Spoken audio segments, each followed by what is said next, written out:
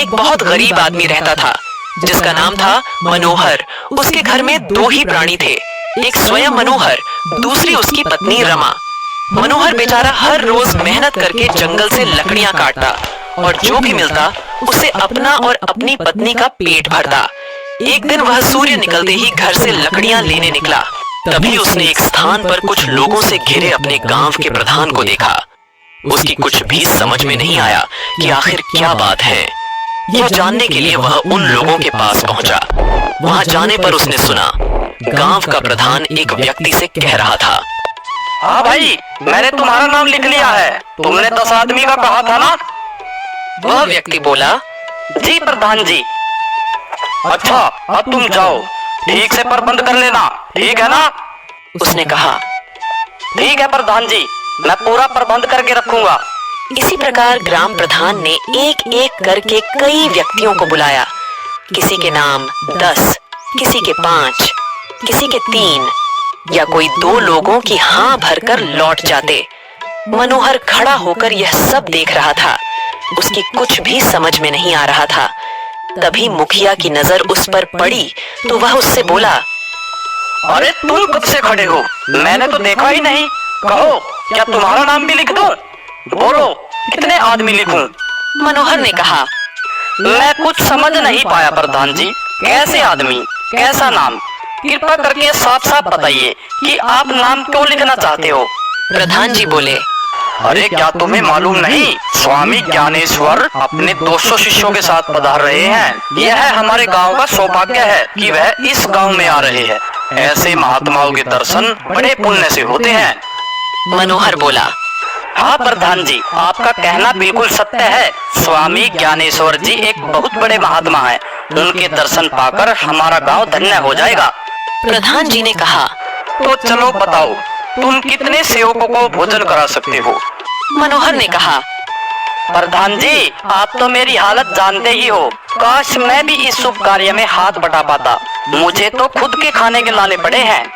प्रधान जी ने कहा, सुनो भाई, मैं साफ साफ बात करना ठीक समझता हूँ। अपनी इस दशा के लिए तुम खुद जिम्मेदार हो। मनोहर चौंकते हुए बोला, मैं जिम्मेदार हूँ? वो कैसे प्रधान जी? प्रधान जी ने कहा, अगर जानना चाहते हो तो सुनो, किंतु नाराज मत होना। मनोहर प्रधान जी की बातें सुनकर बोला, सुनिए प्रधान जी, भला मैं क्यों नाराज होने लगा? सुनना ही चाहते हो तो सुनो। जो मनुष्य सदा अपने लिए ही सोचता है वह कभी सुखी नहीं रह सकता। स्वार्थ सभी दुखों की जड़ है। मनुष्य जन्म से ही स्वार्थी होता है, किंतु वह कभी कभी दूसरों की भलाई का कार्य भी करता है। एक तुम हो जो कभी कोई परोपकार नहीं करते। मनोहर बोला, क्या मैं सबसे बड़ा स्वार्थी हूँ प्रधान जी? प्रधान जी ने कहा, हाँ भाई, बात तो ऐसी ही है। जो मनुष्य सदा अपने ही विषय में सोचता है, न कभी कोई दान करता, उसे स्वार्थी ही तो कहेंगे ना। मनोहर बोला, आप ठीक कहते हो प्रधान जी। मैंने सदा अपना और अपने परिवार का ही पेट भरा है, कभी किसी को एक मुट्ठी अनाज नहीं दिया। शायद यही मेरी गरीबी का कारण है। आप ऐसा करो, मेरे नाम भी एक सेवक का भोजन लिख दीजिए। आप तो जानते ही है, इससे अधिक मैं कर भी नहीं सकता। तभी गांव का महाजन वहां आया और प्रधान जी से बोला, प्रधान जी, मैं 100 सेवकों को भोजन कराऊंगा। आप मेरा नाम भी लिख दीजिए। महाजन की बात सुनकर मनोहर के दिल पर क्या बीती, यह तो राम ही जाने। किंतु वह सोचने लगा, गरीबी से अच्छी तो मौत है। मौत तो एक ही बार आती है, किंतु गरीब रोज रोज मरता है। गरीबी सचमुच एक बहुत बड़ा अभिशाप है। काश मैं भी धनवान होता। इसी प्रकार मन में विचार करता हुआ मनोहर अपने घर पहुंचा। घर जाकर उसने अपनी पत्नी से कहा, कल स्वामी ज्ञानेश्वर जी अपने 200 शिष्यों के साथ हमारे गांव आ रहे हैं। गांव के सभी लोग शिष्यों को अपने अपने घर भोजन कराएंगे। इसलिए मैंने भी प्रधान जी के यहाँ अपना नाम लिखवा दिया है कि मैं भी एक शिष्य को अपने यहाँ भोजन कराऊंगा। पति की बात सुनकर उसकी पत्नी अत्यंत प्रसन्न हुई और बोली, स्वामी, यह तो आपने बहुत ही अच्छा काम किया। संत महात्माओं को भोजन कराना बड़े पुण्य का काम है, किंतु घर में तो कुछ भी नहीं है। मनोहर बोला, तुम सही बोल रही हो, घर में खाने को कुछ भी नहीं है। क्या हम एक दिन के लिए भूखे नहीं रह सकते? आप ठीक कहते हो। आज हम दोनों मजदूरी करेंगे ताकि सेवकों को अच्छे से अच्छा भोजन करा सके। हमारी गरीबी तो हर रोज की है, कभी तो कोई अच्छा कार्य करना ही चाहिए। हम एक दिन भूखे ही रह लेंगे, किंतु इसका किसी को पता नहीं लगने देंगे। पत्नी की बातें सुनकर मनोहर अत्यंत प्रसन्न हुआ। उसके मन से एक बहुत भारी बोझ दूर हो गया। पक्का निश्चय कर कहीं मेहनत मजदूरी करने के लिए पति पत्नी दोनों घर से निकल पड़े। चलते चलते दोनों गांव के महाजन के घर के पास से गुजर रहे थे।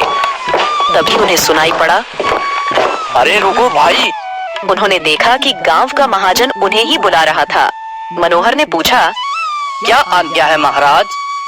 महाजन बोला, कल मेरे घर 100 अतिथि भोजन करेंगे, इसके लिए मुझे तुम्हारी जरूरत है। मनोहर बोला, मैं आपकी क्या सेवा कर सकता हूँ महाराज जी?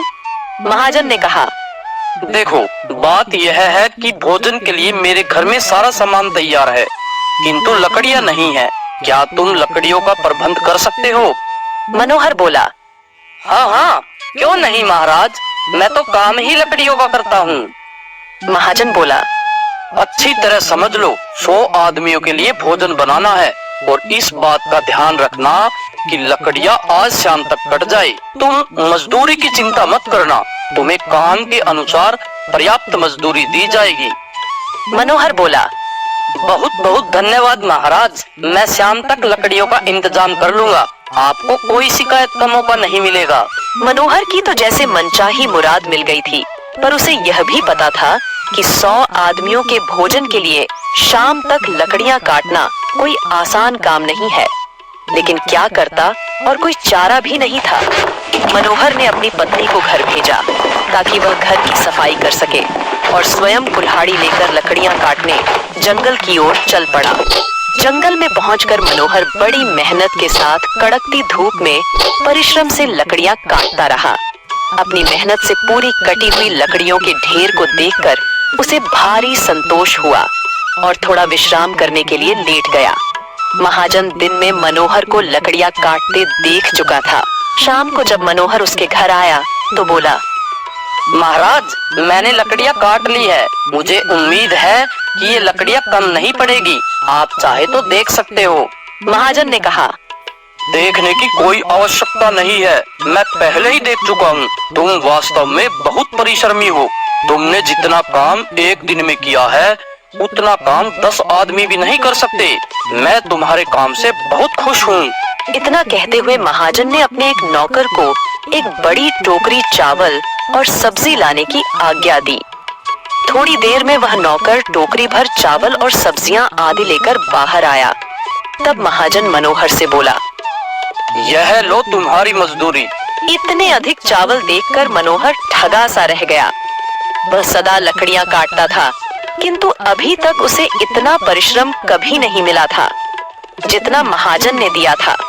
मनोहर को चुप खड़ा देख महाजन बोला, क्या सोच रहे हो भाई, तुमने मेहनत की है, उसी की मजदूरी तुम्हें दे रहे हैं। मनोहर बोला, किंतु महाराज, यह तो बहुत ज्यादा है। महाजन ने कहा, ले लो भाई, तुमने मेहनत की है, हम अपनी खुशी से दे रहे हैं। कल तुम भी अपने अतिथि को भोजन करा रहे हो, किसी प्रकार की कोई कमी ना हो। मनोहर बोला, फिर भी महाराज। महाजन ने कहा, फिर कुछ भी नहीं, समझ लो जिन शिष्यों को तुम भोजन करा रहे हो यह उसी के भाग्य का है, क्योंकि दाने दाने पर खाने वाले का नाम लिखा होता है। मनोहर ने टोकरी सिर पर रखी और घर की ओर चल पड़ा। सामान लेकर जब वह घर पहुंचा तो उसकी पत्नी इतने सारे चावल व सब्जियां देखकर बोली, बहुत मेहनत करनी पड़ी ना, थक गई होंगी। मनोहर बोला, नहीं नहीं, कोई बात नहीं, भगवान को लाख लाख धन्यवाद दो कि उसने हमारी लाज रख ली। लोग तो 100 अतिथियों को भोजन करा रहे हैं, हमारे घर तो केवल एक ही अतिथि आएगा। यदि हम उसे भी भोजन नहीं करा पाते तो हम किसे मुंह दिखाते। भगवान जो भी करता है भले के लिए ही करता है, बस भोजन करने के बाद अतिथि खुश हो जाए, इससे मेरी सारी मेहनत सफल हो जाएगी। रमा बोली, आप चिंता न करो स्वामी, यह सब देखना मेरा काम है।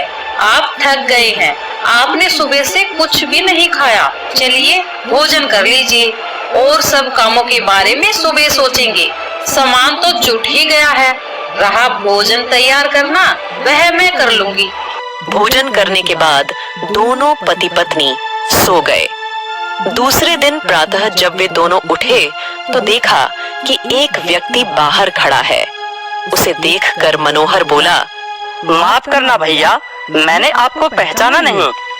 वो व्यक्ति बोला, मैं पास के गांव में ही रहता हूँ और मैं एक कुशल रसोइया हूँ।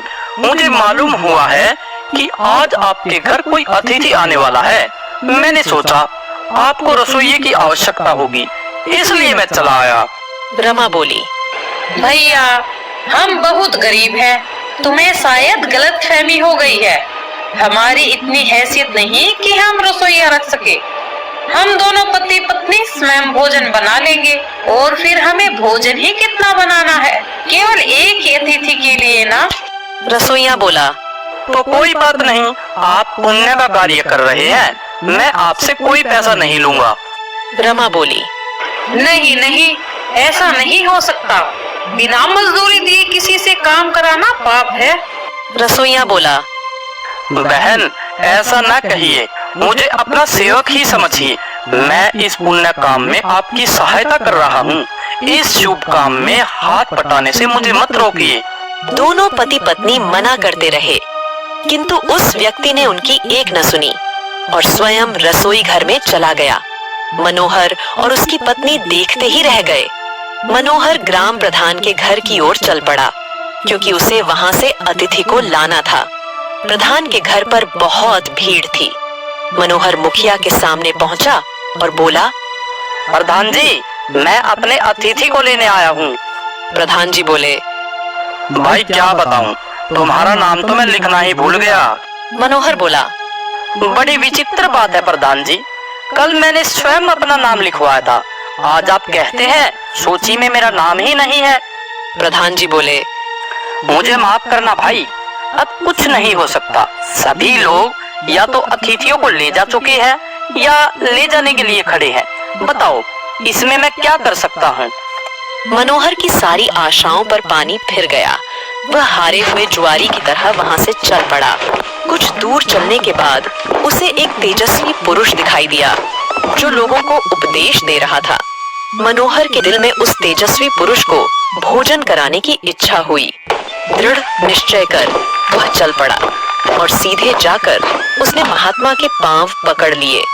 उसका यह व्यवहार देखकर महात्मा जी को बड़ा आश्चर्य हुआ। वह बोले, तुम्हें क्या दुख है प्राणी? मनोहर बोला, महात्मा जी, मेरा दुख आप ही दूर कर सकते हैं। मैं बड़ी उम्मीद लेकर आपके पास आया हूँ। इतना कहकर वह बिलख बिलख कर रोने लगा। महात्मा जी बोले, रो मत बच्चा, बताओ तुम्हें क्या दुख है। यदि संभव हुआ तो मैं तुम्हारा दुख दूर करने का प्रयत्न करूंगा। मनोहर बोला, महात्मा जी, मेरा दुख बहुत बड़ा है, यदि आप कृपा करें तो वह दूर हो जाएगा। यदि आपने भी मेरी अपेक्षा कर दी तो मैं कहीं का नहीं रहूंगा। महात्मा जी ने कहा, ऐसे अशुभ शब्द मुंह से मत निकालो, अपना दुख बताओ। मैं वचन देता हूँ, यदि मेरे वश में हुआ तो मैं तुम्हारा दुख अवश्य दूर करूंगा। मनोहर बोला, महात्मा जी, मैं केवल इतना चाहता हूँ, आप मेरे घर भोजन करें। महात्मा जी ने कहा, बस केवल इतनी सी बात, इसमें रोने की कौन सी बात है। हम तुम्हारे घर भोजन अवश्य करेंगे। चलो हम अभी तुम्हारे घर चलते हैं। इतना कहकर महात्मा जी उपदेश देना बंद कर उसके साथ चल पड़े। यह देख सभा में उपस्थित सभी व्यक्तियों को बड़ा आश्चर्य हुआ कि एक दरिद्र व्यक्ति के लिए महात्मा जी ने अपना भाषण बंद कर दिया। यह महात्मा जी और कोई नहीं, स्वामी ज्ञानेश्वर थे। उन्हें अपने घर भोजन कराना बड़े गौरव की बात थी। स्वामी ज्ञानेश्वर मनोहर के घर पहुंचे। मनोहर और उसकी पत्नी ने श्रद्धा और भक्ति के साथ उन्हें आसन पर बैठाया और भोजन कराया।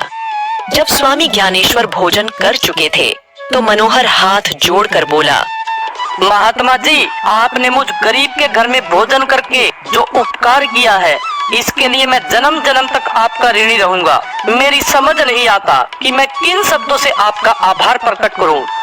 ज्ञानेश्वर महाराज जी बोले, देखो बच्चा, सच तो यह है कि छोटा या बड़ा कोई नहीं होता। छोटे बड़े का भेद तो अज्ञानी मनुष्यों का बनाया हुआ है। मनोहर बोला, यह तो आपकी उदारता है महाराज, नहीं तो मैं एक अधम प्राणी हूँ। महात्मा जी ने कहा, नहीं नहीं, तुम अधम नहीं हो, तुम महान हो। जिसका मन पवित्र है वह मनुष्य कभी अधम नहीं हो सकता। जो परिश्रम करता है वह हमारी दृष्टि में महान है। जो परिश्रम नहीं करता उसे हम नीच समझते हैं। तुमने जो परिश्रम किया है उसे चाहे दुनिया देखे या ना देखे, किंतु भगवान ने देखा है। क्या तुम उस रसोइये को जानते हो जो रसोई का काम कर रहे थे? वो स्वयं इंद्र भगवान थे। गांव से पानी के बजाय केवल मनोहर के घर में ही हीरे, जवाहरात इत्यादि की वर्षा हो रही थी। मनोहर बहुत खुश हुआ और सभी गांव वाले मनोहर की जय जयकार करने लगे। कोई इस बात की कल्पना भी नहीं कर सकता था कि ऐसा दरिद्र आदमी जिसे भर पेट भोजन मिलना भी मुश्किल था, वो एक दिन इतना बड़ा धनवान हो जाएगा। ग्राम प्रधान जो कल तक मनोहर से सीधे मुंह बात भी नहीं करता था, वो बोला, तुम्हारी भक्ति सच्ची थी मनोहर। लगता है हम सब दिखावा करते थे। तुम्हारी भक्ति के सामने हम सब बौने रह गए हैं। तुम जीत गए हो और हम हार गए हैं। यह सब स्वामी ज्ञानेश्वर महाराज की कृपा का परिणाम है। अब तो तुम राजा हो गए हो। शायद ही इतना धन किसी राजा के पास हो।